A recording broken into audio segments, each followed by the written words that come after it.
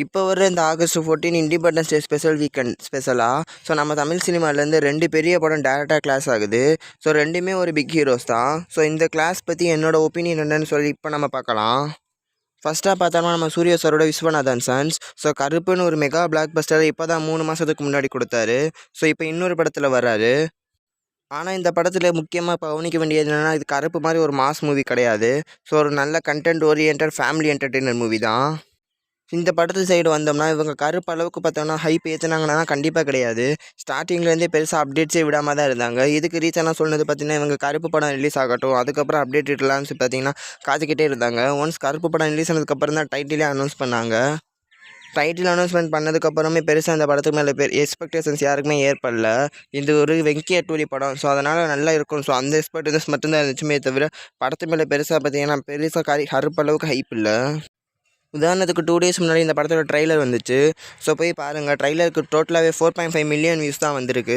இதே நேரத்தில் கருப்பு படத்துக்கெல்லாம் 24 ஹவர்ஸ்க்குள்ளே 20 மில்லியன் வியூஸ் கிட்டக்க வந்துருந்துச்சு.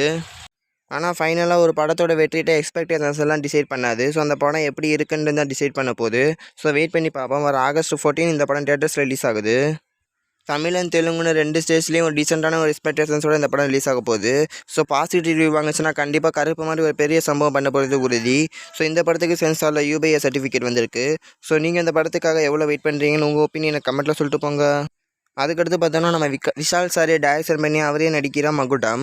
இந்த படமும் சேம் ஆகஸ்ட் 14 தான் விஸ்வநாதன் சன்ஸோட கிளாஸ் விட்டு ரிலீஸ் ஆக போகுது. இந்த படத்து மேலேயும் ஒரு நல்ல எக்ஸ்பெக்டேஷன்ஸ் இருக்குது. ஏன்னா இந்த படத்தில் வர்ற ஒவ்வொரு பிஜிஎம்மாக இருக்கட்டும், சாங்ஸாக இருக்கட்டும், இல்லைனா இவங்க அந்த விட்ட ட்ரைலர்லேயே பார்த்தோம்னா லைட்டாக மார்க் ஆண்டனி ஸ்டைல் தான் இருக்குது. அதனாலேயே பார்த்தோன்னா இந்த படத்து மேலேயும் ஒரு நல்ல எக்ஸ்பெக்டேஷன்ஸ் தான் இருக்குது. இந்த படத்தோட ட்ரைலரும் சேம் விஸ்வநாதன் சன்ஸ் ரிலீஸ் ஆக போது தான் வந்துச்சு. இந்த ட்ரைலருக்கு இப்போ 6 மில்லியன் நியூஸ் தாண்டி போய்கிட்டு இருக்கு. ஆடியன்ஸ் கிட்டேயும் ஒரு நல்ல ஒரு எக்ஸ்பெக்டேஷன்ஸ் இருக்குன்னு தான் சொல்லியாவேன். இந்த படத்து மேலே இருக்கிற பிரச்சனை பார்த்தோன்னா, இவங்க சோலோ ரிலீஸ் பண்ணியிருந்தா கண்டிப்பாக ஒரு பெரிய கலெக்ஷனை எதிர்பார்த்துருக்கலாம். பாசிட்டிவ் ரிவ்யூ வந்துச்சுன்னா இவங்க தேவையில்லாமல் விஸ்வநாதன் சன்ஸோட கிளாஸ் விடுறாங்களோன்னு எனக்கு தோணுது.